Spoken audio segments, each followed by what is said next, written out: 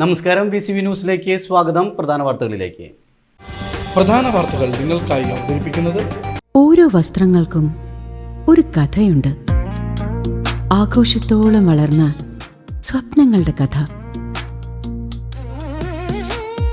Beauty silks. വാക്കുകൾ നിശബ്ദമാകുമ്പോൾ വസ്ത്രങ്ങൾ സംസാരിക്കട്ടെ.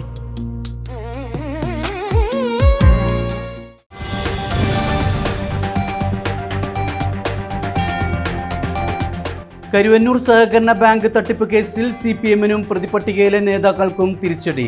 CPM നേതാക്കൾക്കെതിരെ പ്രഥമദൃഷ്ട്യാ തെളിവുണ്ടെന്ന് വ്യക്തമാക്കിയ കലൂർ PMLA കോടതി 28 പ്രതികൾക്കെതിരെയും വിചാരണ നടത്താൻ അനുമതി. ED സമർപ്പിച്ച അനുബന്ധ കുറ്റപത്രത്തിൽ പാർട്ടിയുടെ തൃശൂർ ജില്ലാ സെക്രട്ടറിമാരായിരുന്ന AC Moideen, K Radhakrishnan, MM Varghese തുടങ്ങിയ പ്രമുഖ CPM നേതാക്കൾ ഉൾപ്പെടെ 28 പ്രതികളെയും വിചാരണ ചെയ്യാനാണ് കോടതി അനുമതിയുള്ളത്.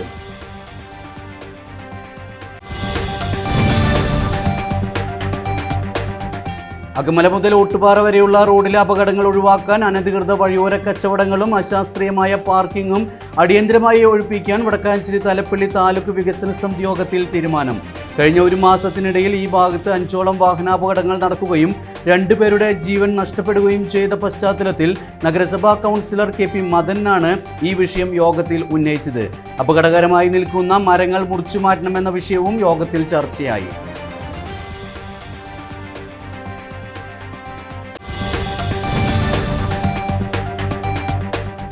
തൃശൂർ മണലൂരിൽ കനത്ത മഴയിലും കാറ്റിലും ഓടിട്ട വീടിന് മുകളിലേക്ക് മരം വീണു.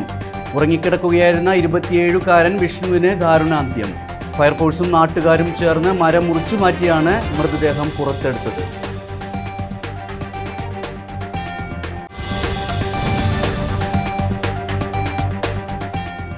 എറണാകുളം കരാക്കൽ എക്സ്പ്രസിൽ യാത്രക്കാരന് നേരെ മദ്യപന്റെ ക്രൂരമായ കത്തിക്കുത്ത്.